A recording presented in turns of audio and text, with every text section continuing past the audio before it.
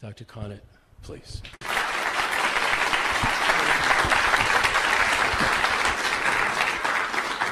Thank you, John and Kathy, for organizing this, and thank you, Tony and Lisa from the Awareness Party. I've agreed to be an advisor to this party. I think it's very important that we get some ethics back into politics and into science, of course. Now, let me say at the outset, I do not believe that fluoridation is the worst problem facing this planet. There are far worse problems. But the good news is, this is the easiest one to fix. All you need is a strong wrist. Just got to turn off a tap. You know, when the political will is there, it's as easy to end like that. I thought when walking to the village council, that meeting, I said to my wife, I said, this is going to be easy, Ellen, this is going to be easy. I said, when they hear what I read this afternoon, there's no way they're going to continue to do this. It took us 7.5 years to get it out of our village. It ain't easy. It ain't easy. Okay, so this afternoon, as will this PowerPoint be. This PowerPoint will be on Lisa's website. So this afternoon, fluoridation is a poor medical practice. It's unethical.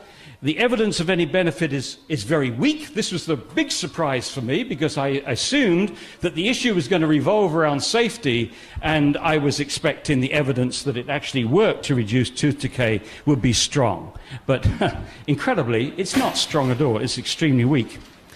Next, there's no adequate margin of safety to protect the brain from harm and other known health effects. And let's stress that at the beginning. There's no argument whatsoever that fluoride causes harm. It's damaged millions of people's lives in India, China, parts of Africa and Mexico, where there are high natural levels of fluoride in the water. People's lives have been ruined. It damages their bones, it damages their brains, their endocrine system, and so on. That's not an argument. That's not the argument. The argument is there a sufficient gap between the doses which have caused harm in India, China, parts of Africa, and Mexico, and the doses that we're likely to get in a fluoridated community, and is that gap sufficient to protect everyone? Not just the average person, but everyone, including the very young, the very old, the people with poor kidney function, and so on and so on. And I will show to you emphatically that there is no adequate margin of safety. Next, why does the New Zealand Ministry of Health continue to push fluoridation? The $64,000 question. And lastly, the next steps. And the next steps, of course, is where you come in.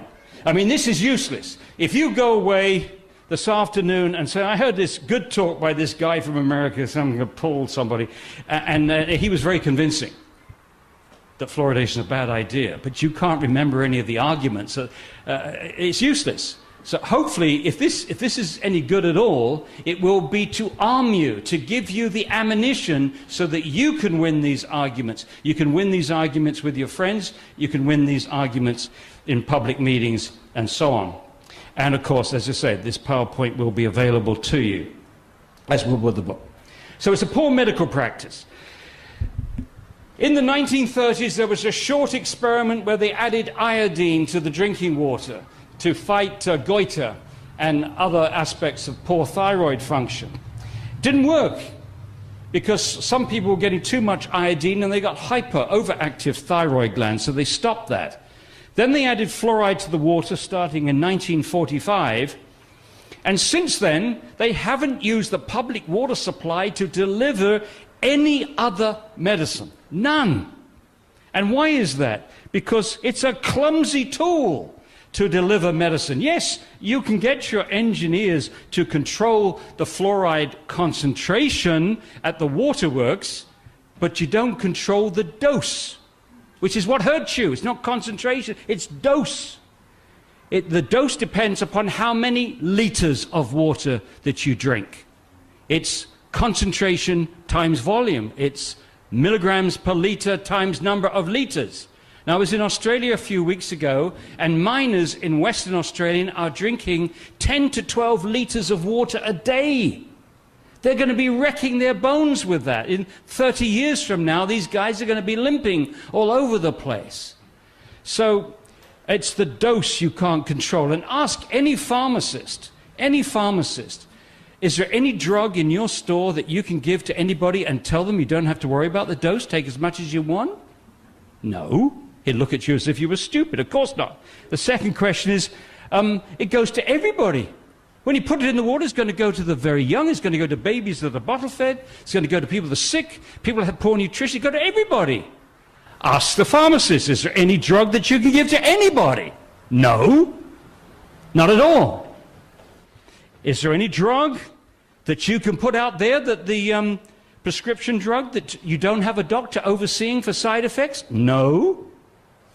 Is there any drug out there that you are prescribed that you don't have a health agency carefully monitoring the whole population for side effects? No. There have been practically no health studies in fluoridated countries. Maybe a couple in New Zealand. None. They're just not looking. It's not a nutrient. Some proponents still talk about fluoride being a nutrient. There's not one single biochemical process in the body that needs fluoride. To demonstrate that something is an essential nutrient, you have to starve the animal of this substance, and if it's a nutrient, they develop a disease. You know, if you starve the old British sailors of vitamin C, they developed scurvy. That's why we called them limeys, remember? Limeys because they took the limes for vitamin C. But the way they found scurvy was they found that there was this nutrient that we weren't getting. They've never demonstrated that any animal is got a deficiency for fluoride, yeah? They actually mixed the limes with the rum, otherwise they couldn't get the sailors to eat them. Oh, that's excellent, excellent, excellent. Very good. Okay. So it's not a nutrient, but of course, as I've already mentioned, it is extremely toxic. Not only does it interfere with enzymes, but it also interferes with G proteins, which are a little complicated, but basically G proteins are involved in getting messages across membranes. This is not something you want to interfere with. The chemicals used are not pharmaceutical grade. You know, dentists don't believe this when they're told this. These chemicals are obtained from the wet scrubbing system of the phosphate fertilizer industry. A spray of water captures two toxic gases, hydrogen fluoride and silicon tetrafluoride, and left to themselves, those gases have decimated the local environment, damaged the vegetation, crippled cattle. And after about 100 years, you know, we're slow learners, they decided they had to capture those gases, and a spray of water did the trick. The spray of water converts that stuff into hexafluorosilicic acid. Now here we get to something which is, there are many places where Monty Python could have written the script, and I'm happy to tell you, if you think I'm a bit crazy, then blame it on John Cleese, because I was at college with John Cleese and played soccer with him, and that will sometimes show during this talk. You know, I can only remain serious for about 5 minutes, so I'll try. Anyway, this hazardous waste, this classification is it's hazardous waste, can't be dumped into the sea by international law. It can't be dumped locally because it's too concentrated. Get this. But if someone buys it from them, it's a product. And once it's a product, then it's no longer has the cradle-to-grave tracking regulations for hazardous waste. And the people that are buying this stuff from the phosphate fertilizer industry are the public waterworks, public utilities. It's a poor medical practice. The official classification in the United States from the FDA, the Food and Drug Administration, is that fluoride is an unapproved drug. It's never been subjected to the randomized clinical trials for any other drug on the market. Even though this is the most prescribed medicine in America, going to 180 million Americans every day, in every glass of water they drink, it's never been regulated by the FDA. However, get ready for Monty Python, it's coming in soon. They are. The FDA does regulate fluoridated toothpaste, bless them. And here's a packet of fluoridated toothpaste from the United States, Crest in this case, and on the back it says drug facts. So even Crest disagrees with the New Zealand Ministry of Health. Do not swallow. Only use a pea-sized amount, and that's a pea-sized amount. And here's the warning. This is the required warning from the FDA. Keep out of the reach of children under 6 years of age. If more than used for brushing is accidentally swallowed, get medical help or contact a poison control center right away.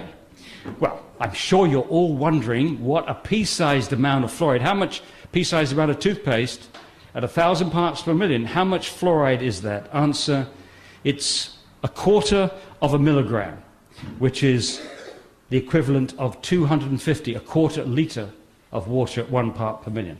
So we're talking about 1 large glass of water. This is 250 milliliters right here. Now, Monty Python. Well, I think, John, we should put the same warning in the kitchen. Right then. Right then. Over the tap, do not swallow. Most countries don't fluoridate their water, but according to World Health Organization data, their children's teeth are just as good as those that do. This is World Health Organization data. We've plotted it, but it's their data for 12-year-olds, tooth decay, from the 1960s to the present. And you see that tooth decay is coming down as fast in all these countries as the fluoridated countries. So there's 4 fluoridated countries here. The yellow, orange, and brown, and the other countries are the non-fluoridated ones. And if you look down here, you see the tooth decay in all these countries for 12-year-olds, it's a wash. You can't tell the difference whether that kid's grown up in a fluoridated community or a non-fluoridated community. Okay? That's the big stuff. Now, the key question to ask is when the fluoride is damaging the growing tooth cells by some biochemical mechanism, what's it doing to the other tissues in the body? And I'm concerned about the baby's brain being exposed to 250 times more than mother's milk. This is what Arvid Carlson said. He wondered what would happen if an increase of exposure through bottle-fed babies would have on the brain. He said that in 1978. Since then, here's the National Research Council. It is apparent that fluorides have the ability to interfere with the functions of the brain. There have now been over 100 animal experiments showing that fluoride damages the brain. When the NRC looked at this, there were 5 studies which showed a lowering of IQ, and now there's 24. There's 24. One was published just a few weeks ago. These studies mainly come from China, from Iran, India, and Mexico, that fairly moderate exposure to fluoride lowers IQ. We're left with 2 preposterous notions. What parent in their right mind would put their children's teeth above their brains? And what government would support a program aimed at lowering tooth decay by at most 0.6 of 1 tooth surface if it lowered the IQ of the population by even a small amount? It's interesting, 0.6 of a tooth decay and 0.59 IQ points for, okay. And the answer is, of course, New Zealand would be prepared to do that. Just quickly, osteosarcoma. You can see the science and the politics here. Bassin, who's a dentist, got her doctoral thesis in Harvard, and she found that young boys exposed to fluoridated water in their 6th, 7th, or 8th years, this corresponds to the mid-childhood growth spurt when the bones are turning over rapidly, and a 5 to 7-fold increased risk of developing osteosarcoma by the age of 20. Osteosarcoma is a bone cancer which is frequently fatal for young men. So this is where I say we might be killing some young men with this practice. Not many, because it's a fairly rare cancer. Now, the politics. Her boss, Chester Douglas, who is a consultant for Colgate, a promoter of fluoridation, just somehow for the next 4 years failed to tell anybody that his graduate student had found this, including going to the British Fluoridation Society 1 year later in 2002 and saying to the British Fluoridation Society, my work shows no relationship between fluoridation and osteosarcoma. Oh, they were so pleased to hear that. But he didn't tell them about his graduate student's work. Totally unethical, totally unethical. I mean, he could have told them and given his reservations, but not to tell them unacceptable. She eventually published her study with 3 co-authors. In the same issue of the journal, up pops Douglas again and puts in a letter discounting her findings. He says, my larger study will not show the same results as Bassin. And promoters of fluoridation have been using this promise of a study, which is unpeer-reviewed and unpublished, to knock out a well-conducted study which found that effect. And that includes the new National Health and Medical Research Council in Australia.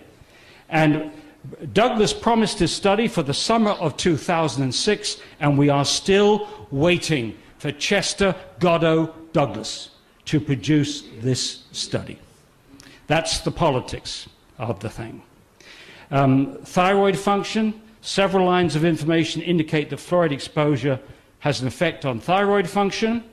And if fluoride lowers thyroid function, it would explain the delayed eruption of teeth, the lowered IQ in children, and also the fact that we have a huge increase in hypothyroidism in the United States.